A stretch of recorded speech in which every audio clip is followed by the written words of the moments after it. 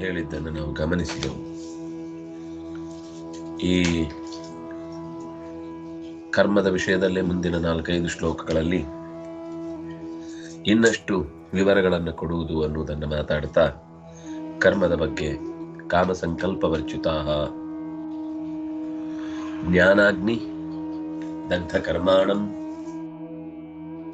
ತಂ ಆಹುಹು ಪಂಡಿತಂ ಬುಧಾಃ.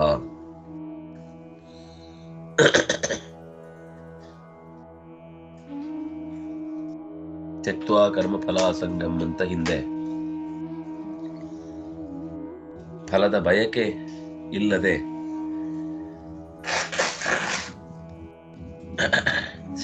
ಕರ್ಮದ ಪ್ರಯೋಗ ಅನ್ನುವುದು ಅತ್ಯಂತ ಮುಖ್ಯವಾದ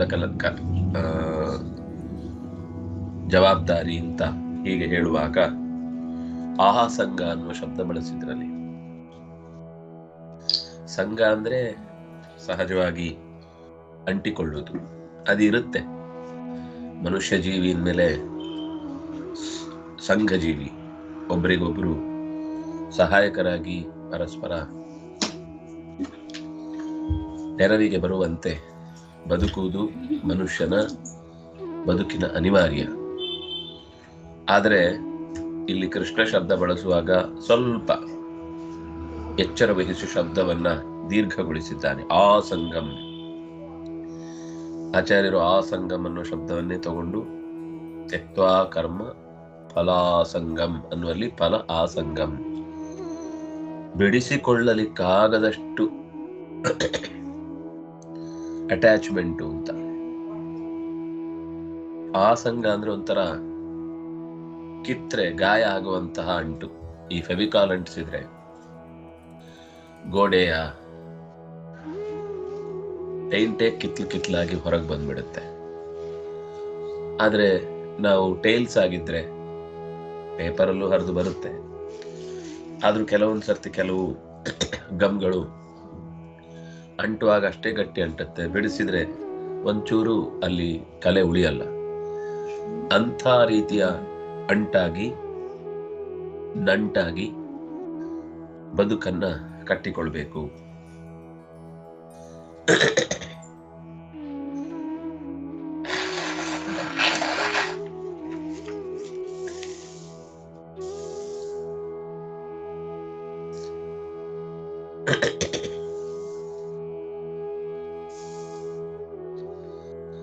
ಏನೋ ಮಾಡಬೇಕು ಅನ್ನುವ ಸಂಕಲ್ಪ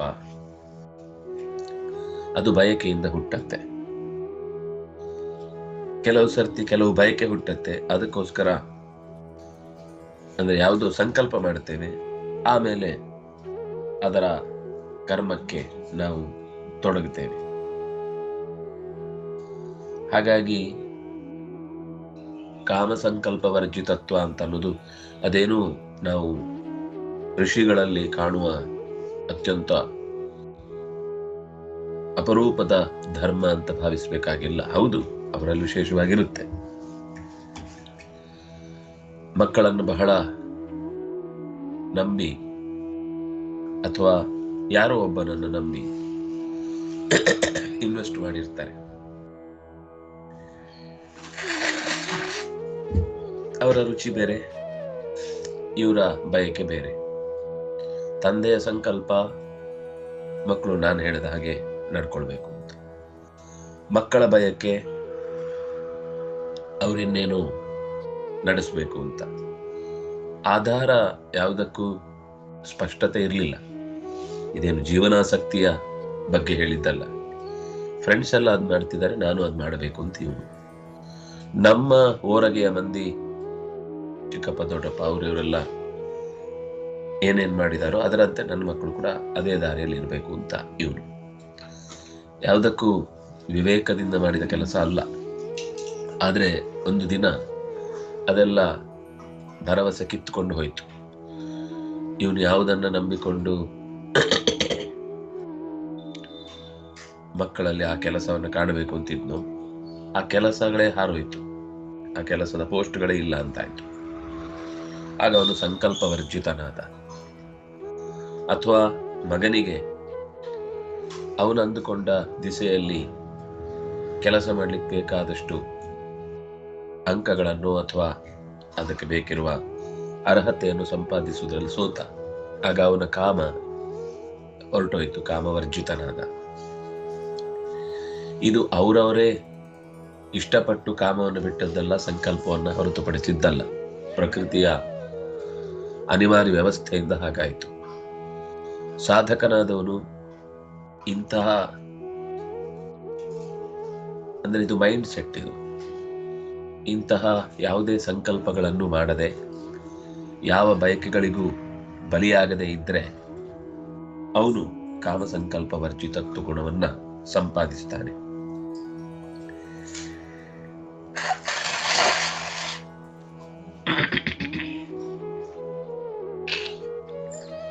ಕೆಲವೊಂದ್ಸರ್ತಿ ಏನಾಗುತ್ತೆ, ಕೆಲವು ನಾವು ಅನ್ಕೊಂಡದ್ದಾಗ್ಲಿಲ್ಲ ಅಂದಾಗ ಅಂತೂ ಆ ಕೆಲಸ ಆಗದೆ ಪರಿಸ್ಥಿತಿ ತಿಳಿಯಾಯಿತು ಅಂತ ನಾವು ಅನ್ಕೊಳ್ತೇವೆ. ಅದರ ಮನಸ್ಸು ತುಂಬ ಕಳ್ಳ. ಅದು ಇನ್ನೊಂದು ರೀತಿಯಲ್ಲಿ ಒಳಗಿನಿಂದ ನಮಗೆ ಸೇಡಾಗಿಯೋ ಕೋಪವಾಗಿಯೋ ಅಥವಾ ಬೇರೆ ಕ್ಷೇತ್ರದಲ್ಲಿ ಅದಕ್ಕಿಂತ ಹೆಚ್ಚಿನದನ್ನು ಸಂಪಾದಿಸಬೇಕು ಅನ್ನೋ ಹಠವನ್ನು ಹುಟ್ಟು ಹಾಕತ್ತೆ. ಅದಕ್ಕೋಸ್ಕರ ಆ ಸಂಗಮ ಅಂತ ಮತ್ತೆ ಎತ್ತಿಕೊಟ್ಟದ್ದು. ಎಲ್ಲಿ ತನಕ? ಚಿತ್ತದ ತನಕ ಹೋಗ್ಬೇಕು. ಆ ಸಮಂತಾತ್ ಸಂಘ ಅನ್ನೋದು ಎಲ್ಲಿ ತನಕ ಇರುತ್ತೆ? ಸಂಘ ಅನ್ನೋದು ಚಿತ್ತದ ತನಕ ಇರುತ್ತೆ. ಅದು ಕೇವಲ ಮನಸ್ಸಿನ ಭಾವ ಮಾತ್ರ ಅಲ್ಲ, ಅಹಂನ ಭಾವ ಮಾತ್ರ ಅಲ್ಲ, ಬುದ್ಧಿಯ ಭಾವ ಮಾತ್ರ ಅಲ್ಲ, ಅದು ಚಿತ್ತದ ಭಾವವೂ ಹೌದು. ಚಿತ್ತವನ್ನ ತೊಳೆಯುವ ತನಕ ಏನು ಬಿಡಬೇಕು ಅದನ್ನ ಆ ಸಂಗಮ್ ತೆಕ್ತ್ವ. ಇಲ್ಲಿ ಮೇಲ್ನೋಟಕ್ಕೆ ಮನಸ್ಸು ಬೇಡ ಅನ್ನುತ್ತೆ, ಆದ್ರೆ ವಿಚಾರ ಮನಸ್ಸಿನ ಪಕ್ಕದಲ್ಲಿ ಬುದ್ಧಿಯಲ್ಲಿ ನಡೀತಾ ಇರುತ್ತೆ. ಮನಸ್ಸೇನಂದ್ರೆ ಅದು ಎಂತದು, ಒಂದೊಂದು ಸರ್ತಿ ಒಂದೊಂದು ತರ ಆಗುತ್ತೆ. ಇದ್ರಲ್ಲಿ ನಿರ್ಧಾರ ಮಾಡ್ಲಿಕ್ಕೆ ಬರಲ್ಲ, ಬೇಡಪ್ಪ ಆ ಫೀಲ್ಡೇ ಬೇಡ. ಆದ್ರೆ ವಿವೇಕ ಅವನಿಗೆ ಯಾವುದೆಲ್ಲ ಲಾಜಿಕ್ಗಳು ಅಕ್ಕಪಕ್ಕದ ಜನ ಮಾತಾಡಿದ್ರು ತಲೆಯಲ್ಲಿತ್ತು, ಅದರ ಪ್ರಕಾರ ಅದು ಯೋಚಿಸಿ ಇನ್ನೊಂದು ರೀತಿಯಿಂದ ಅದನ್ನ ಪ್ರೊಡ್ಯೂಸ್ ಮಾಡುತ್ತೆ. ಆ ಆಸೆಯನ್ನ, ಆ ಆಸೆಯ ಸ್ವರೂಪದಕ್ಕೆ ಬೇರೆದೇ ಬಣ್ಣ ಬಳಿದು ನಮ್ಮನ್ನೇ ಮೋಸ ಮಾಡಿ, ನಾನು ಆ ಫೀಲ್ಡೇ ಯೋಚನೆ ಮಾಡ್ತಲ್ಲ, ನಾನು ಬೇರೆ ಫೀಲ್ಡಲ್ಲಿದ್ದೇನೆ ಅಂತ ಅನ್ನುವ ಭ್ರಮೆಯನ್ನು ನಮಗೆ ಹುಟ್ಟು ಹಾಕಿ ನಮ್ಮನ್ನ ಆಟ ಆಡಿಸುತ್ತೆ. ನಾರಾಯಣ.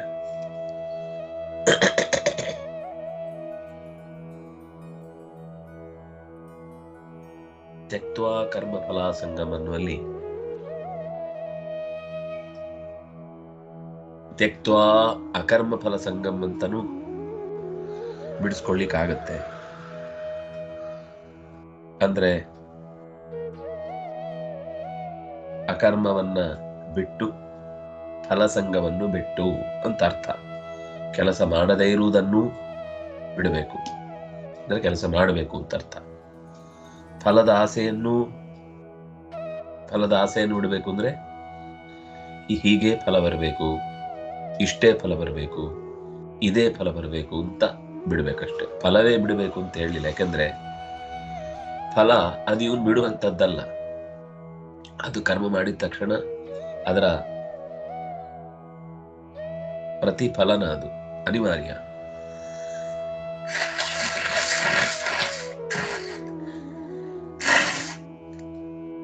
ಯಾಕೆಂದ್ರೆ ಏನೂ ಮಾಡದೆ ಇರುವಿಕೆಯಲ್ಲಿ ಪ್ರೀತಿಯನ್ನು ತೋರಿಸುವುದು ತಪ್ಪೆ.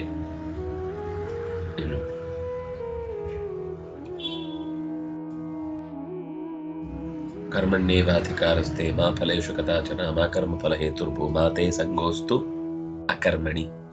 ಅಕರ್ಮಣಿ ಆಸಂಗ ಮಾಸ್ತು. ಅದನ್ನ ಇನ್ನೊಂದು ರೀತಿಯಿಂದ ಇಲ್ಲಿ ಬಿಡಿಸಿ ಹೇಳಿದ್ದು, ಕೆಲಸವೇ ಬೇಡ ಅಂತ ತೊರೆಯುವ ದಾರಿದ್ರ್ಯವೂ ಬೇಡಪ್ಪ. ಆ ಕೆಲಸವೇ ತಪ್ಪು ಅಂತ ನಾವು ಅನ್ಕೊಂಡು ಅದರಿಂದ ದೂರ ನಿಲ್ತೇವೆ ಅಂತ ಬಯಸಿದ್ರೆ ಅದು ಇನ್ನೊಂದು ಅಪರಾಧ ಆಗ್ತದೆ. ನಿಷ್ಕ್ರಿಯನಾಗುವುದು ಅನ್ನೋದು ಒಟ್ಟು ತಾತ್ಪರ್ಯ. ನಿಷ್ಕ್ರಿಯನಾಗದೆ ಇರಬೇಕು ಅಂತ. ಹೀಗೆ ತ್ಯಕ್ತ್ವಾ ಕರ್ಮ ಫಲ ಸಂಗಮ್ ಅನ್ನೋದಕ್ಕೆ ಮತ್ತೊಂದು ರೀತಿಯ ಅಭಿಪ್ರಾಯವನ್ನು ನಾವು ನೋಡಿದ ಹಾಗಾಯಿತು.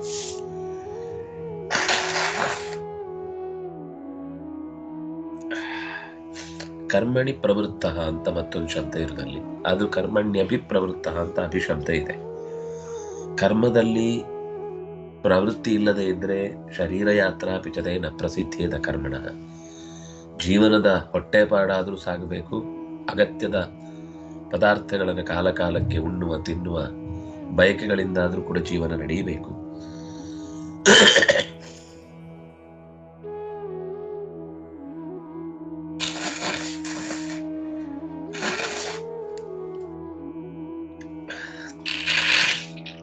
ನಾರಾಯಣ. ಅಭಿಮುಖ ಅನ್ನುವ ಅರ್ಥದಲ್ಲಿ ಅಭಿಪ್ರವೃತ್ತ, ಮುಖತಃ ಪ್ರತಿಯೊಂದನ್ನು ತಾನೇ ಕಣ್ಣಾರೆ ನನ್ನ ಕಣ್ಣ ಮುಂದೆನೆ ನಡಿಬೇಕು, ನಾನೇ ಅದರ ಎಲ್ಲ ಆಗುಹೋಗುಗಳನ್ನು ಅಲ್ಲ, ಅದರ ಕಡೆ ಗಮನ ಇರಬೇಕಾದ ಸತ್ಯ. ಆದ್ರೆ ಯಾರ್ಯಾರಿಗೆ ಏನೇನ್ ಕೆಲಸ ಕೊಟ್ಟಿರ್ತೀವೋ ಆ ಕೆಲಸವನ್ನ ಅವರವರಿಗೆ ಬಿಟ್ಟು ಕೊಟ್ಟು ಬಿಟ್ರೆ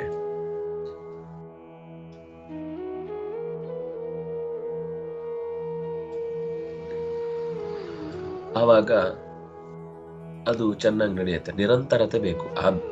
ಅಭಿ ಅಂದ್ರೆ ಅವರವರ ಹೊಣೆಗಾರಿಕೆಯಲ್ಲಿ ನಿರಂತರ ಬಿಟ್ಟುಬಿಡುವುದು. ಅಭಿಪ್ರವೃತ್ತ ಅಂದ್ರೆ ನಿರಂತರ ತೊಡಗುವುದು. ಮೋಹ ಇರಬಾರದು ಆ ಕರ್ಮದ ವಿಷಯದಲ್ಲಿ, ತಾತ್ಪರ್ಯ ಬೇಕು, ಮೋಹ ಇರಬಾರದು. ಕರ್ಮಣಿ ಅಭಿಪ್ರವೃತ್ತ, ಕರ್ಮದ ಆಚರಣೆಯಲ್ಲಿ ಅದು ಸರಿಯಾದ್ರೆ ಸರಿ, ಅದರಲ್ಲಿ ಅರ್ಥ ಇಲ್ಲ ಅಂದ್ರೆ ಬಿಟ್ಟು ಬಿಡಬೇಕು. ಆ ತರ ಆಲೋಚಿಸಿ ನಿರಂತರವಾದ ಪ್ರವೃತ್ತಿ ಉಳ್ಳವನು ಅಂತಾದಾಗ ಆವಾಗ ಅದು ಕರ್ಮಣ್ಯಭಿಪ್ರವೃತ್ತೋಪಿ. ಇಲ್ಲಿ ಇನ್ನೊಂದು ಅಭಿತಃ ಅಭಿಶಬ್ದವನ್ನು ಇಟ್ಕೊಂಡ್ರೆ ಪ್ರವೃತ್ತಿ ಮಾರ್ಗ, ನಿವೃತ್ತಿ ಮಾರ್ಗ. ಏನದು ಪ್ರವೃತ್ತಿ ಮಾರ್ಗ? ಪ್ರವೃತ್ತಿ ಅಂತಂದ್ರೆ ಲೋಕದ ಇಹದ ಕಡೆಗೆ ಪ್ರವೃತ್ತಿ ಇರುವಂತದ್ದು. ಅಭಿಪ್ರವೃತ್ತೋಪಿ, ಪ್ರವೃತ್ತ ಮಾರ್ಗದಲ್ಲೂ ಇರ್ತಾನೆ, ನಿವೃತ್ತ ಮಾರ್ಗದಲ್ಲೂ ಇದ್ದಾನೆ. ಇಹದ ಸೌಖ್ಯವನ್ನ, ಲೋಕಕ್ಕೆ ಹಿತ ಆಗಲಿ ಅಂತ ಬಯಸುವ ಕರ್ಮದಲ್ಲೂ ಇದ್ದಾನೆ. ಆದ್ರೆ ಪರದ ಚಿಂತನೆಯನ್ನು ಕೂಡ ಅದರ ಜೊತೆಗೆ ಮಾಡ್ಕೊಳ್ತಾನೆ, ಲೋಕಕ್ಕೆ ಸಂಬಂಧ ಇಲ್ಲದಂತೆ ಬದುಕ್ತಾ ಇಲ್ಲ. ತುಂಬಾ ಒಳ್ಳೆ ಅರ್ಥ ಇದು. ಎರಡೂ ರೀತಿ. ಯಾಕಂದ್ರೆ ಕೆಲವರಿಗೆ ಏನು ಭ್ರಮೆ ಅಂದ್ರೆ ಲೋಕದ ಕೈಂಕರ್ಯದಲ್ಲಿ ತೊಡಗಿದ್ರೆ ಇದರಿಂದ ಕರ್ಮದ ಬಂಧನ ಜಾಸ್ತಿ ಆಗುತ್ತೆ. ಈ ಕರ್ಮದ ಬಂಧನ ಜಾಸ್ತಿ ಆದ್ರೆ ತಪ್ಪಿಸಿಕೊಳ್ಳಿಕ್ಕಾಗುದಿಲ್ಲ, ಅದರಿಂದಾಗಿ ಇಹದ ಕರ್ಮವೇ ಬೇಡ, ಐಹಿಕ ಕರ್ಮಗಳ ಪ್ರವೃತ್ತಿಯೇ ತಪ್ಪು ಅಂತ ಕೆಲವರಿಗೆ ಭ್ರಮೆ ಇದೆ. ಮನಸ್ಸು ಜಾಗೃತವಾಗಿದ್ರೆ ಅಭಿಪ್ರವೃತ್ತೋಪಿ, ಅಭಿ ಅಂದ್ರೆ ಅಭಿತಃ ಎರಡೂ ಕಡೆ, ಅಥವಾ ತನ್ನ ಸುತ್ತ ಏನೇ ಕರ್ಮಗಳು ಕಂಡ್ರು, ಅಭಿತ ಅಂದ್ರೆ ಎದುರು ಬದುರು ಒಂದಾಯ್ತು, ಉತ್ತರ ದಕ್ಷಿಣಕ್ಕೆ ತಿರುಗಿ ನಿಂತ್ರೆ ಎದುರು ಬದುರು, ಅದು ಕೂಡ ಎದುರು ಬದ್ರೆ. ಯಾವ ದಿಕ್ಕಿಗೆ ಮುಖ ಮಾಡಿ ನಿಂತರೂ ಹಿಂದೆ ಮುಂದೆ ಯೋಚನೆ ಮಾಡಿ ಎಲ್ಲಾ ತರದ ಕೆಲಸಗಳಿಗೂ ತನ್ನನ್ನು ತೊಡಗಿಸಿಕೊಳ್ಳುವ ಎಚ್ಚರ ಇರುವವ ಪ್ರವೃತ್ತನಾದರೂ ಕೂಡ ಅಭಿತಃ ಪ್ರವೃತ್ತೋಪಿ. ವಿಹಿತ ಕರ್ಮ, ಅದರಲ್ಲಿ ಪ್ರವೃತ್ತ ಮತ್ತು ನಿವೃತ್ತ. ನಿವೃತ್ತಿ ಮಾರ್ಗದಲ್ಲಾಗ್ಲಿ ಪ್ರವೃತ್ತಿ ಮಾರ್ಗದಲ್ಲಾಗ್ಲಿ ಎರಡರಲ್ಲೂ ಸಾಗಿದ್ರು ಅವನು ಜ್ಞಾನಾಗ್ನಿದಗ್ಧ ಕರ್ಮ ಅಂತ ಹಿಂದೆ ಹೇಳಿದ್ದಾರೆ. ಅರಿವಿನ ಬೆಂಕಿಯಲ್ಲಿ ತೊಡಗಿದವನಾದ್ರಿಂದಾಗಿ ಲೋಕದ ಕುರಿತಾಗಿಯೇ ಕೆಲಸ ಮಾಡ್ತಾ ಇದ್ರು ಕೂಡ ಅವನಿಗೆ ಕರ್ಮ ಬಂಧಕ ಆಗುವುದಿಲ್ಲ. ನೈವ ಕಿಂಚಿತ್ ಕರೋತಿ ಸಹ. ಅವನು ಯಾವ ತರದ ಕೆಲಸಗಳನ್ನ ಲೋಕದಲ್ಲಿ ಮಾಡಿದಾಗ ಬಲೆಗೆ ಸಿಲುಕುತ್ತಾರೋ ಅಂಥ ಬಲೆ ಆತನನ್ನ ಕಾಡುವುದಿಲ್ಲ. ಜ್ಞಾನಿಗೆ ಕೊಟ್ಟ ಎರಡು ವಿಶೇಷಣವನ್ನು ನಾವು ಹಿಂದೆ ನೋಡಿದ್ವಿ.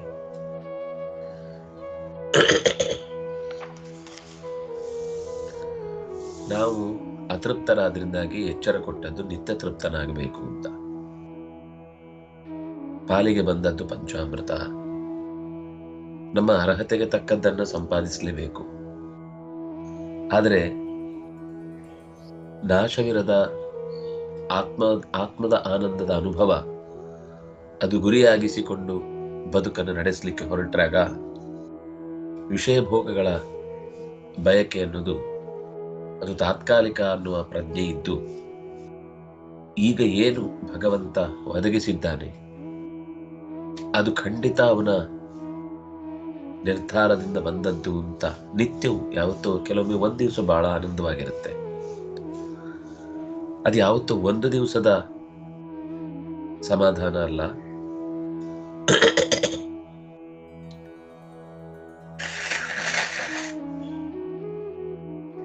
ಅದನ್ನ ನಿರಂತರ ಕಾಪಾಡಿಕೊಳ್ಳುವುದು, ಆ ತೃಪ್ತಿಯ ಭಾವವನ್ನು. ನಿತ್ಯ ತೃಪ್ತ ಅಂದ್ರೆ ನಿರಂತರ ತೃಪ್ತಿ. ಭಗವಂತನ ತಿಳುವಳಿಕೆ ಬರುವ ತನಕ ಒಂಥರ ತೃಪ್ತಿ ಸಹಜವಾಗಿ ಕಾಡುತ್ತೆ. ಭಗವಂತನ ಅರಿವು ಬರುವುದು ಅಂದ್ರೆ ಶಬ್ದದ ಅರಿವು ಅಷ್ಟೇ. ವ್ಯಕ್ತಿಯ ಅಭಿವ್ಯಕ್ತಿ ಹೇಗಿದೆ ಅನ್ನೋದು ಇನ್ನೂ ನಮಗೆ ಅಪರಿಚಿತ. ಆದ್ರೆ ಇದೆ ಅನ್ನುವ ಕನ್ಫರ್ಮೇಶನ್ ಇದೆ. ಇದ್ದಾನೆ ಅನ್ನೋದ್ರಲ್ಲಿ ಬೇಕಿರುವ ಕನ್ಫರ್ಮೇಶನ್ ಏನು ಅಂದ್ರೆ ಅವನು ಪರಿಪೂರ್ಣನಾಗಿದ್ದಾನೆ, ದೋಷ ದೂರನಾಗಿದ್ದಾನೆ, ಜ್ಞಾನಾನಂದಮಯವಾದ ಅರಿವಿನಿಂದ ಸ್ವರೂಪದಿಂದ ಕೂಡಿದವನಾಗಿದ್ದಾನೆ. ಬಗೆ ಬಗೆಯ ಮುಖದಲ್ಲಿ ಭಗವಂತನ ಚಿಂತನೆಯನ್ನ ಎಷ್ಟು ಚಂದ ಸ್ಪಷ್ಟವಾಗಿ ಕಾಲ, ದೇಶ ಮತ್ತು ಶಕ್ತಿ ಅಥವಾ ಸಾಮರ್ಥ್ಯ ಈ ವಿಷಯದಲ್ಲಿ ಅವನಷ್ಟು ಪರಿಪೂರ್ಣ ಮತ್ತೊಬ್ಬ ಇಲ್ಲ ಅನ್ನುವ ಮುಖ್ಯ ತಿಳಿವು ಆತನಿಗೆ ಬಂತು ಅಂತಂದ್ರೆ ಆಗ ಜ್ಞಾನದಿಂದ ನಿತ್ಯ ತೃಪ್ತನಾಗ್ತಾನೆ. ನಿತ್ಯ ತೃಪ್ತನಾದಾಗ ಆಕಾಂಕ್ಷೆಗಳು ಕಮ್ಮಿ ಆಗುತ್ತೆ, ನಿರೀಕ್ಷೆಗಳು ಕಮ್ಮಿ ಆಗುತ್ತೆ.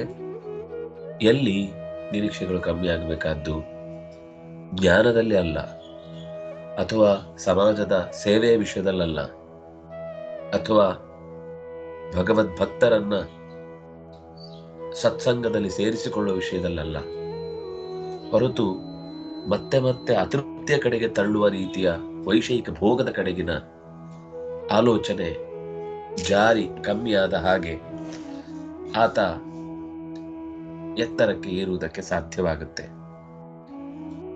ಇನ್ನೂ ಅದು ಸೂಕ್ಷ್ಮಕ್ಕೆ ಹೋದಾಗ ಪರಮಾತ್ಮ ಎಷ್ಟು ನಿತ್ಯವೂ ಕೂಡ ಹೇಗೆ ಇಷ್ಟೆಲ್ಲ ಜಗತ್ತಿನ ವ್ಯವಹಾರ ಮಾಡಿಯೂ ಕೂಡ ನನಗದ್ರಿಂದ ಏನಾದರೂ ಹೆಸರು ಬೇಕು, ಲಾಭ ಬೇಕು ಅಂತ ಬಯಸದೆ ತೃಪ್ತಿಯಿಂದ ಇರ್ತಾನೋ ಆ ರೀತಿ ನಾನು ಇರಬೇಕು ಅಂತ ಬಯಸಿ ಅವನನ್ನ ಆ ರೀತಿ ಉಪಾಸನೆ ಮಾಡಿ ಮಾಡಿ ಮಾಡಿ ಅವನು ನಿತ್ಯ ತೃಪ್ತನಾಗ್ತಾನೆ. ನಾನು ಅವನ ಪ್ರತಿಬಿಂಬ, ಆದ್ರಿಂದಾಗಿ ನನ್ನಲ್ಲೂ ಆ ನಿತ್ಯ ತೃಪ್ತಿಯನ್ನು ಕೂಡ ಬರಬೇಕು ಅಂತ ಭಾವಿಸಿ ಬದುಕನ್ನು ಕಳೆಯುವವ ನಿತ್ಯ ತೃಪ್ತನಾಗ್ತಾನೆ. ಅಂದ್ರೆ ಅವನ ಪ್ರತಿಬಿಂಬ ಸ್ವರೂಪನಾಗಿ ನಾನು ಕೂಡ ನಿತ್ಯ ತೃಪ್ತಿಯನ್ನ ಹೊಂದಬೇಕಾದ್ದಿದೆ ಅಂತ ಭಾವಿಸಿ ನಿತ್ಯ ತೃಪ್ತನಾಗುವುದು. ಇನ್ನೊಂದು ನಿರಾಶ್ರಯ. ಭಗವಂತನಿಗೆ ಅಭಿಮತವಾದ ಕರ್ಮದಲ್ಲಿ ಪ್ರವೃತ್ತನಾಗಿ ನಿತ್ಯ ತೃಪ್ತನಾಗಿ ನಿರಾಶ್ರಯನಾಗುವುದು ಅಂದ್ರೆ ಆಶ್ರಯರಹಿತನಾಗುವುದು ಅಂತ ಒಂದರ್ಥ. ಆದ್ರೆ ಆಶ್ರಯರಹಿತ ಅಂತ ಅನ್ನೋದು ಹಿಂದೆ ಬರೀ ಕಾಮ ಸಂಕಲ್ಪಗಳನ್ನು ಬಿಡುವುದು ಅಂದ್ರೆ ಅದು ಹಿಂದೆ ಶಬ್ದ ಬಂದಾಗಿದೆ. ಅದು ಈ ಶ್ಲೋಕದಲ್ಲಿ ಇಲ್ಲ, ಆದ್ರಿಂದ ಮತ್ತೊಮ್ಮೆ ನೆನಪಿಸ್ಕೊಳ್ಬೇಕು ಅಂತ ಹೇಳುವುದು. ಆದ್ರೆ ಆ ಒಂದು ಪದ ಕೇವಲ ಹಿಂದೆ ಹೇಳಿದ್ದನ್ನ ರಿಪೀಟ್ ಮಾಡುತ್ತೆ ಅಂದ್ರೆ ಕೃಷ್ಣನಿಗೆ ಶಬ್ದದ ಅರಿತಿವು ಅಲ್ಲ. ಅವನು ಇನ್ನೂ ಪ್ರಧಾನವಾದ ಸಂಗತಿಯನ್ನು ಹೇಳ್ತಾ ಇದ್ದಾನೆ. ದೇವರಿಗೆ ನಿರಾಶ್ರಯ ಅಂತ ಹೆಸರು. ಯಾಕೆಂದ್ರೆ ಧಾಮ್ನಾ ಸ್ವೇನ ಸದಾ ನಿರಸ್ತ ಕುಹಕಂ. ನಿರಾಶ್ರಯ ಅಂದ್ರೆ ಇನ್ಯಾರನ್ನು ಆಶ್ರಯಿಸದೇ ಇರುವಂತಹ ಒಂದು ಸ್ವೇ ಮಹಿಮ್ನಿ ಪ್ರತಿಷ್ಠಿತ ಅನ್ನುವ ಗುಣ. ಪರಮಾತ್ಮ ನಿರಾಶ್ರಯ ಅಂದ್ರೆ ಅವನು ತನ್ಗೆ ತಾನೇ ಆಶ್ರಯ ಅನ್ನುವ ಅರ್ಥದಲ್ಲಿ ಇರುವಂಥದ್ದು. ನಿತ್ಯ ತೃಪ್ತನಾದ ಪರಮಾತ್ಮನ ಪಡಿ ಅಚ್ಚು ನಾನು. ಯಾವುದಕ್ಕೂ ಅಂದ್ರೆ ಪರಾವಲಂಬಿಯಾಗಿ ಬದುಕದೇ ಇರುವ ಎತ್ತರಕ್ಕೆ ಏರ್ಬೇಕಾದ್ರೆ ಭಗವಂತನನ್ನು ನಿರಾಶ್ರಯ ಅಂತ ಚಿಂತಿಸಬೇಕು. ಯಾರನ್ನು ಒಬ್ಬರನ್ನು ಆಶ್ರಯಿಸಿದಾಗ ಹಂಗು ಬಂದಾಗ ಅವ್ರು ತಪ್ಪು ಮಾಡಿದ್ರು ಅದನ್ನು ಒಪ್ಕೊಳ್ಬೇಕು. ಅವರು ಆಚೆ ಈಚೆ ಮಾಡ್ತಾ ಇದ್ರು, ಅಲ್ಲಿ ಅವ್ಯವಸ್ಥೆ ಇದ್ರು ಅವರನ್ನು ಕಣ್ಣುಮುಚ್ಚಿ ಫಾಲೋ ಮಾಡಬೇಕಾಗತ್ತೆ. ಯಾವಾಗ ನಮಗೆ ಹಂಗಿಲ್ವೋ ಹಾಗಂತ ಹೇಳಿ ಮಹಾ ಕೆಲಸವನ್ನೇ ಹಾಳು ಮಾಡುವಂತ ಎಡವಟ್ಟು ಕೆಲಸ ಅಲ್ಲ ಮಾಡಬೇಕಂತ. ಸೂಚಿಸಬಹುದು, ಕೆಲವು ಕಡೆ ಎಚ್ಚರಿಸಬಹುದು, ಅದು ತಿದ್ದಲಿಕ್ಕೆ ಆಗದಷ್ಟು ಅಂತಾದ್ರೆ ಬಿಟ್ಟು ಹೊರಗೆ ಬರಬೇಕಾಗಬಹುದು. ಆದರೆ ಎಲ್ಲದಕ್ಕೂ ಒಂದೇ ತರದ ಸೊಲ್ಯೂಷನ್ ಇಲ್ಲ. ಸಂದರ್ಭ ಸಮಯ ನೋಡಿಕೊಂಡು ಆ ಆಶ್ರಯರಹಿತನಾದ ಪರಮಾತ್ಮನ ಪಡಿ ಹೆಚ್ಚು ನಾನು ಅಂತ ಯೋಚಿಸಿ, ಅನಾಥ ಅಲ್ಲ ನಾನು, ನಿಹಿ ಆಶ್ರಯ, ಭಗವಂತನಿಗೆ ನಿಹಿ ಅಂತ ಹೆಸರು. ಯಾಕೆಂದ್ರೆ ಅವನು ಎಲ್ಲವನ್ನು, ಎಲ್ಲ ದೋಷಗಳನ್ನು ನಿಸ್ಸರಣೆ ಮಾಡಿದವ. ಅದು ನಿರ್ಗತ, ಅದು ಇಲ್ಲದ್ದು. ಆಶ್ರಯ ಇಲ್ಲದು ಅಂದ್ರೆ ಇನ್ನೊಬ್ಬರಿಗೆ ಅಧೀನನಾಗಿ ಬದುಕುವಂಥದ್ದು. ಅಧೀನವಾಗಿ ಬದುಕುದು ಯಾವಾಗ ಅಂದ್ರೆ ದೋಷ ಇದ್ದಾಗ, ಅಥವಾ ದೌರ್ಬಲ್ಯ ಇದ್ದಾಗ, ಗುಣಗಳಿಲ್ಲದೆ ಹೋದಾಗ, ಸಾಕಷ್ಟು ತಾಕತ್ತು ಇಲ್ಲದೆ ಇದ್ದಾಗ. ಆದ್ರೆ ಭಗವಂತ ತಾಕತ್ತಿನಿಂದ ತುಂಬಿದವ, ದೌರ್ಬಲ್ಯಗಳಿಲ್ಲದವ, ದೋಷಗಳಿಂದ ಆಚೆಗಿರುವವ. ಅದರಿಂದಾಗಿ ಅವನು ನಿರಾಶ್ರಯ. ಮತ್ತೆ ನಿಶ್ಚಿತವಾದ ಆಶ್ರಯ ಇರುವವ. ಅವನು ಎಲ್ಲಿದ್ದಾನೆ ಅಂತ ಅವನಿಗೆ ಗೊತ್ತಿದೆ. ಯಾರ ಹಾಗೆ ದೇವರನ್ನು ಚಿಂತಿಸ್ತಾನೋ ಅವನು ಕೂಡ ನಿಶ್ಚಿತವಾದ ಆಶ್ರಯದಲ್ಲಿ ಉಳ್ಳವನಾಗಿ ತನ್ನ ಬದುಕನ್ನು ಕಟ್ಟಿಕೊಳ್ತಾನೆ. ಹಾಗಾಗಿ ಭಗವಂತನನ್ನು ನಿತ್ಯ ತೃಪ್ತ ನಿರಾಶ್ರಯ ಅಂತ ಚಿಂತಿಸಿ ಆತನು ಕೂಡ ನಿತ್ಯ ತೃಪ್ತ ನಿರಾಶ್ರಯನ ಪ್ರತಿಫಲನಗೊಂಡ ವ್ಯಕ್ತಿ ಅಂತ ಭಾವಿಸಿದ್ರಿಂದ ಅವನಿಗೆ ಯಾವ ಕರ್ಮದ ಲೇಪವೂ ಉಂಟಾಗದೆ ಸೌಖ್ಯವನ್ನು ಅನುಭವಿಸ್ತಾನೆ ಅಂತ ಹೇಳಿದ ಹಾಗಾಯಿತು. ಇನ್ನು ಅನಿರಾಶ್ರಯ ಅನ್ನೋ ಶಬ್ದ ತೆಗೆದುಕೊಂಡಾಗ್ಲೂ ಅದೇ ಅರ್ಥದಲ್ಲಿ ಅಕಾರ ರೂಪಿಯಾದ ಪರಮಾತ್ಮನನ್ನು ನಿರಂತರ ಆಶ್ರಯಿಸ್ತಾನೆ. ಅದರಿಂದಾಗಿ ಆತನನ್ನು ನಿರಾಶ್ರಯ ಅಂತ ಕರೆದ್ರು. ಇನ್ನು ಅನಿರಾಶ್ರಯ ಅನ್ನುವಲ್ಲಿ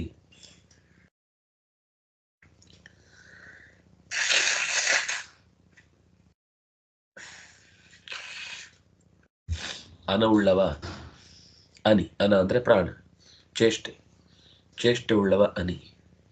ಅವನು ಅನಿಹಿ, ಅವನು ಆಶ್ರಯ. ಅವನು ಪ್ರಾಣನನ್ನು ಹೊಂದಿದವ ಮತ್ತು ಎಲ್ಲರಿಗೂ ಆಶ್ರಯ ಕೊಟ್ಟವ. ಅದರಿಂದಾಗ ಅವನು ಅನಿರಾಶ್ರಯ. ಹೀಗೆ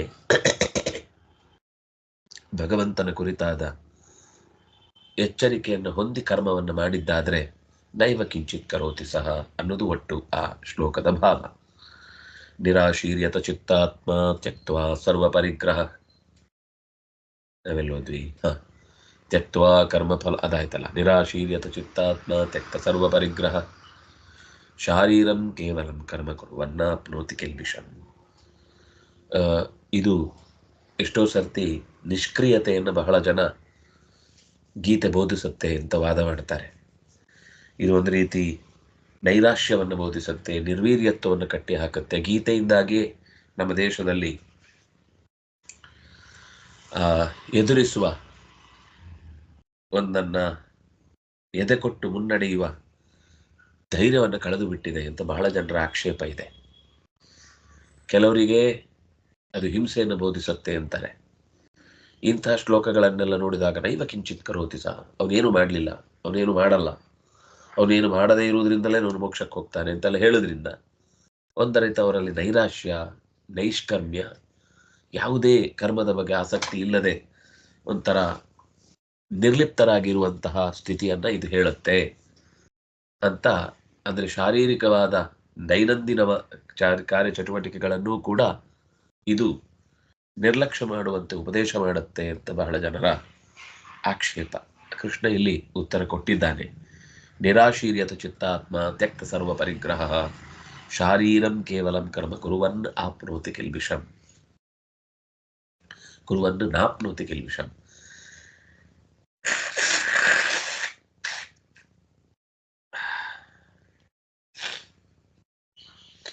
ನಿರಾಶೀಹಿ, ಆಸೆಗಳನ್ನು ತೊರೆದವನು. ಯಾರಾದರೂ ನನಗೆ ದಿಕ್ಕಾಗ್ತಾರ ಅಂತ ಆ ಕಡೆ ಈ ಕಡೆ ಕಣ್ಣಾಡಿಸದೆ ತನ್ನೊಳಗೆ ತನ್ನನ್ನು ಕಂಡುಕೊಂಡವನು.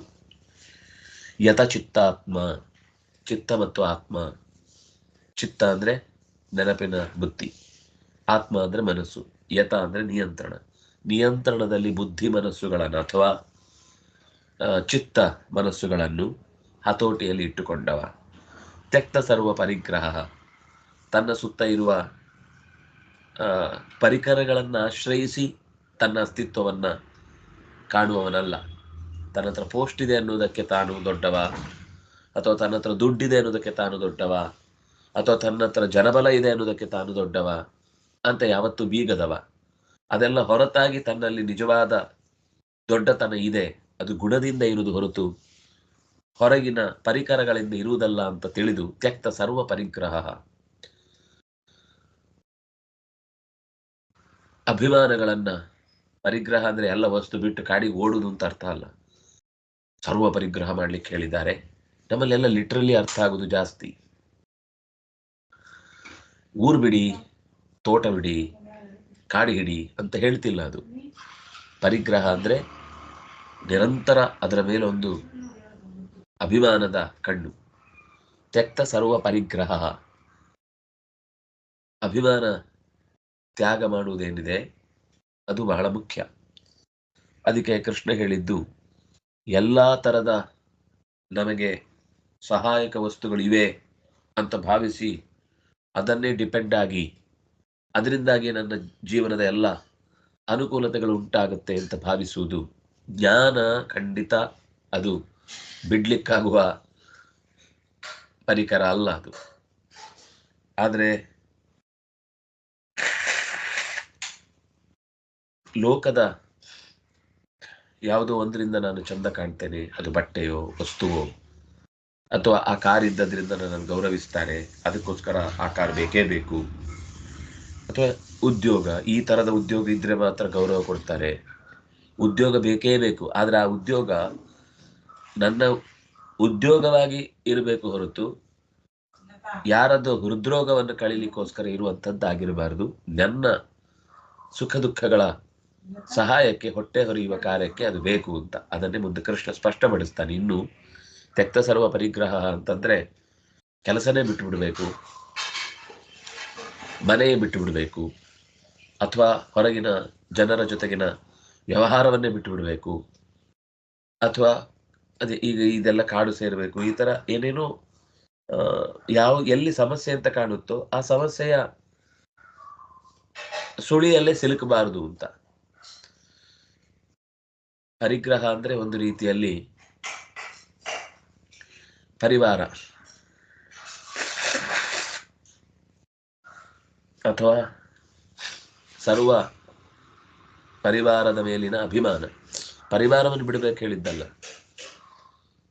ಯಾರಿಗೆ ಸನ್ಯಾಸ ಬೇಕೋ ಅವನು ತಗೊಂಡು ಹೋಗ್ತಾನೆ, ಅವನು ಸರ್ವ ಪರಿಗ್ರಹ ಅಂತ ಅವನಿಗೊಂದು ಅಭಿಪ್ರಾಯ ಇದೆ. ಇದು ಎಲ್ಲರಿಗೂ ಹೇಳಿದ್ದಲ್ವಾ. ನೋಡಿ, ಒಂದೇ ಶಬ್ದ ಸನ್ಯಾಸಿಗೂ ಇದು ಅಪ್ಲಿಕೇಬಲ್. ಸನ್ಯಾಸ ತಗೊಳ್ಬೇಕು ಅಂತ ಇದ್ದವನಿಗೆ ನಿಜವಾಗಿಯೂ ಅವನಿಗೆ ಈ ಸಮಾಜದ ವ್ಯವಸ್ಥೆಯ ಒಳಗೆ ಅವನಿಗೆ ಬದುಕಲಿಕ್ಕೆ ಆಗ್ತಿಲ್ಲ ಅನ್ನುವುದೇ ಸತ್ಯ ಅಂತ ಗೊತ್ತಿದ್ದು, ನಿಜವಾಗಿಯೂ ಆ ದುಡ್ಡಿನ ಮೇಲೆ ಅಭಿಮಾನ ಇಲ್ಲದೆ ಕೇವಲ ಆತ್ಮ ಸಾಧನೆಗಾಗಿ ಹೊರಡುತ್ತಾನೆ. ಆ ಆತ್ಮ ಸಾಧನೆಗೆ ಮತ್ತೆ ಎರಡು ದಾರಿ ಇದೆ. ಒಂದು, ಸಮಾಜದ ಕೆಲಸ ಮಾಡಿಕೊಂಡು ಆತ್ಮ ಸಾಧನೆ ಮಾಡುವುದು. ಅದು ಒಂದು ಹಂತಕ್ಕೆ ತಲುಪಿದ ಮೇಲೆ ಅವನಿಗೆ ಗೊತ್ತಾಗುತ್ತೆ, ನೀನು ಇನ್ನೇನು ಮಾಡಬೇಕಾದ್ದಿಲ್ಲ, ನಿನ್ನ ಇನ್ನರ್ ಜರ್ನಿಗೆ ನೀನು ಹೊರಡಬಹುದು ಅಂತ. ಆಗ ಅವನು ಈ ಹೊರಗಿನ ಬಾಹ್ಯ ಚಟುವಟಿಕೆಗಳನ್ನು, ಸರ್ವ ಪರಿಗ್ರಹ, ಅದನ್ನು ಬಿಟ್ಟು ಹೋಗ್ತಾನೆ. ಇದು ಸನ್ಯಾಸಿಗೆ ಹೇಳಿದ ಮಾತಾಯಿತು. ಆದರೆ ಜಗತ್ತಲ್ಲಿರೋರು ಸನ್ಯಾಸಿಗಳು ಮಾತ್ರ ಅಲ್ಲ ಅಲ್ವಾ, ಇನ್ನೂ ಅನೇಕ ಜನ ಇದ್ದಾರಲ್ವಾ. ಈಗ ಗೃಹಸ್ಥ ಧರ್ಮವನ್ನ ಪಾಲಿಸ್ತಾ ಇರುವವನಿಗೆ ಈ ಶ್ಲೋಕ ಹೇಗೆ ಅನ್ವಯ ಆಗುತ್ತೆ? ಆಗಲೂ ಸಮಸ್ಯೆ ಅಂತ ಹೇಳಿ ಕೌಟುಂಬಿಕ ಜವಾಬ್ದಾರಿಯನ್ನೇ ಬಿಟ್ಟು ಓಡೋಗುದು ಅದು ಅಪರಾಧ. ವೈರಾಗ್ಯ ಅಂದ್ರೆ ಓಡುವುದಲ್ಲ, ಈಸಬೇಕು, ಇದ್ದು ಜಯಿಸಬೇಕು. ತ್ಯಕ್ತ ಸರ್ವ ಪರಿಗ್ರಹ, ಆ ಮನೆಯ ವ್ಯವಹಾರದ ಜೊತೆಗೇನೆ ಭಗವಂತನ ಪ್ರೀತಿಯನ್ನ ಜೊತೆಗಿಟ್ಟುಕೊಂಡು ಬದುಕಬೇಕು. ನಾವು ಸಮಸ್ಯೆಗಳಿಗೆ ಹೆದರಿ ಓಡ್ತಾ ಇದ್ದೇವೆ ಅಂದ್ರೆ ಅದು ಸನ್ಯಾಸ ಅಲ್ಲ. ಅಯ್ಯೋ ಇದು ನಾನು ಎಲ್ಲರನ್ನ ಕುರಿತು ಹೇಳ್ತಾ ಇಲ್ಲ, ಎಲ್ಲದಕ್ಕೊಂದು ಅಪವಾದ ಇದ್ದೇ ಇರುತ್ತೆ. ಎಲ್ಲ ಪರಿಸ್ಥಿತಿಯನ್ನು ಒಂದೇ ಥರ ತೆಗೆದುಕೊಳ್ಳಿಕ್ಕೆ ಬರುವುದಿಲ್ಲ. ಹೀಗೆ ಮಾತುಗಳನ್ನು ನಾವು ಲೋಕದಲ್ಲಿ ಇವತ್ತು ಕೇಳ್ತಾ ಇದ್ದೇವೆ. ಏನು ಅಂದರೆ,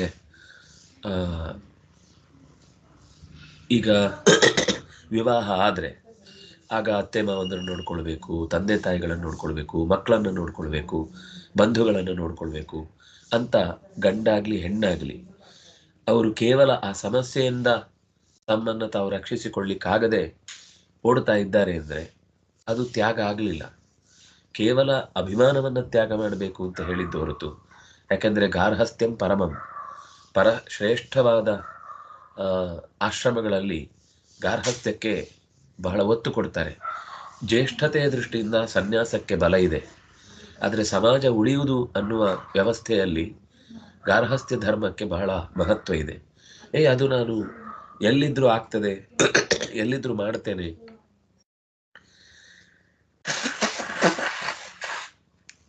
ಅಂತರಂಗದ ಸಾಧನೆ ಮಾಡೋರಿಗೆ ಈ ಮಾತಿನ ಚೌಕಟ್ಟೇ ಇಲ್ಲ.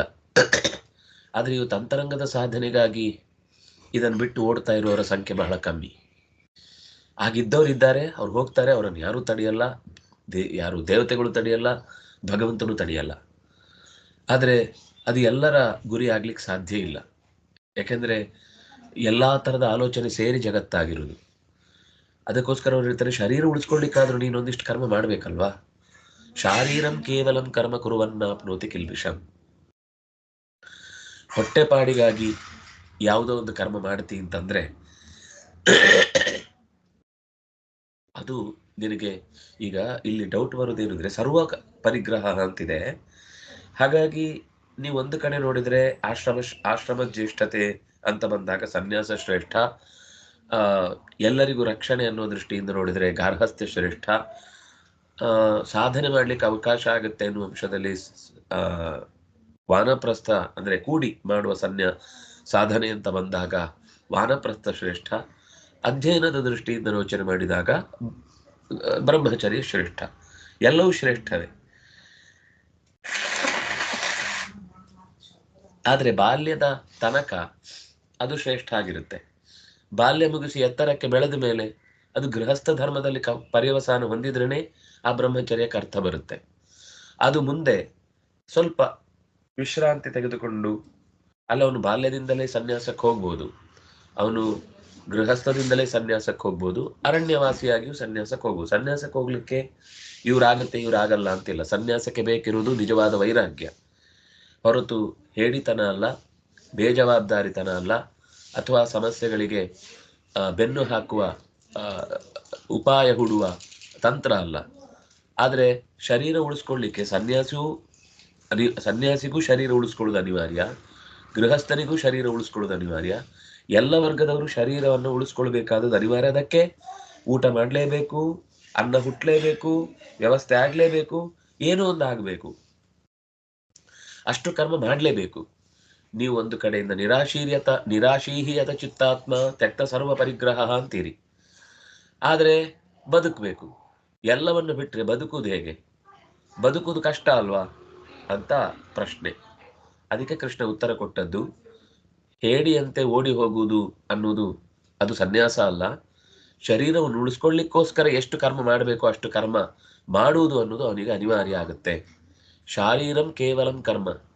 ಶರೀರವನ್ನು ಉಳಿಸ್ಕೊಳ್ಳಿಕ್ಕೆ ಯಾವುದೇ ಆಶ್ರಮದಲ್ಲಿ ಇದ್ದಾಗಲೂ ಕೂಡ ಆತ ಏನು ಕರ್ಮ ಮಾಡ್ತಾನೋ ಅದು ಅವನಿಗೆ ಕರ್ಮದ ಬಿಗಿತನವನ್ನ, ಗಂಟನ್ನ ಹಾಕುವುದಿಲ್ಲ. ನಾಪ್ನೋತಿ ಕಿಲ್ಬಿಷಂ.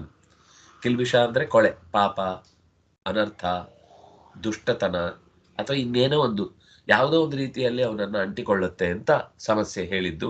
ನ ಆಪ್ನೋತಿ, ಹೊಂದುವುದಿಲ್ಲ. ಶರೀರ ಉಳಿಸ್ಕೊಳ್ಳೇಬೇಕು ಅನ್ನುವುದಕ್ಕೋಸ್ಕರ ಏನ್ ಕೆಲಸ ಮಾಡ್ತಾನೆ ಯಾರೇ ಆಗ್ಲಿ ಅವನು, ಅತಿಯಾದ, ಅದಕ್ಕೆ ಹಿಂದೆ ಅಭಿಪ್ರವೃತ್ತ ಅನ್ನುವ ಶಬ್ದದಿಂದ ಕೌಟುಂಬಿಕ ಭರಣ ಮಾಡುತ್ತಾನೆ ಪರಮಾತ್ಮನ ಸೇವೆಯನ್ನು ಮಾಡ್ಲಿಕ್ಕೆ ಅವನಿಗೆ ಆಗತ್ತೆ. ಯಾಕೆಂದ್ರೆ ಕುಟುಂಬ ಭರಣೇನವ, ಮನುಷ್ಯ ಒಂದಲ್ಲ ಒಂದು ರೀತಿಯಿಂದ ತನ್ನ ಸುತ್ತ ಇದ್ದವರನ್ನ ಕಾಪಾಡಿಕೊಳ್ಳಿಕ್ಕೆ ಏನೋ ಒಂದು ಕರ್ಮದಲ್ಲಿ ತೊಡಗಲೇಬೇಕು. ಆದರೆ ಅದು ಅಗತ್ಯ ಮತ್ತು ಆಸೆಗಳ ನಡುವಿನ ಅಂತರವನ್ನು ತಿಳಿಯದೆ ಆಗುವ ಕೆಲಸ ಆದಾಗ ಹೇಳಲಿಕ್ಕೆ ನಾವು ಕುಟುಂಬಕ್ಕೋಸ್ಕರ ಮಾಡ್ತೇವೆ ಅಂತ. ಆದರೆ ಕುಟುಂಬಕ್ಕೆ ಎಷ್ಟು ಅಗತ್ಯವೋ ಅದಕ್ಕಿಂತ ಹೆಚ್ಚಿನದನ್ನ ನಾವು ಆ ಅಭಿಮಾನಪೂರ್ವಕವಾಗಿ ಅಡ್ಡದಾರಿಯಲ್ಲಿ ಅತಿಯಾದ ಅಂಟುವಿಕೆಯಿಂದ ಕೆಲಸ ಮಾಡಿದಾಗ ಕುರುವನ್ ಆಪ್ನೋತಿ ಕಿಲ್ಬಿಷಂ. ಆದರೆ ಶಾರೀರಿಕ ರಕ್ಷಣೆಗೋಸ್ಕರ ಮಾತ್ರ ಮಾಡಿದ ಕರ್ಮ ಅದು ಯಾವತ್ತೂ ಕೂಡ ಕಿಲ್ಬಿಷ ಆಗುವುದಿಲ್ಲ ಅಂತ ಹೇಳ್ತಾರೆ. ಅದಕ್ಕೆ ಆಚಾರ್ಯರ ಮಾತು ಮತ್ತು ಉಳಿದಂತೆ ಇನ್ನೇನು ಅಭಿಪ್ರಾಯವನ್ನ ತಾಳ್ತಾರೆ ಅನ್ನುವ ಸಂಗತಿಯನ್ನು ನಾವು ಮತ್ತೆ ಮುಂದಿನ ಚಿಂತನೆಯಲ್ಲಿ ಅನುಸಂಧಾನ ಮಾಡೋಣ ಅಂತ ಹೇಳ್ತಾ, ಕಾಯೇನ ವಾಚಾ ಮನಸಾ ಇಂದ್ರಿಯರ್ವ ಬುದ್ಧ್ಯ ಆತ್ಮನಾವ ಅನುಸೃತ ಸ್ವಭಾವ ಕರೋಮಿ ಯತ್ಯತ್ ಸಕಲಂ ಪರಸ್ಮೈ ನಾರಾಯಣಾಯೇತಿ ಸಮರ್ಪಯಾಮಿ. ಶ್ರೀಕೃಷ್ಣಾರ್ಪಿತಂ ಅಸ್ತು.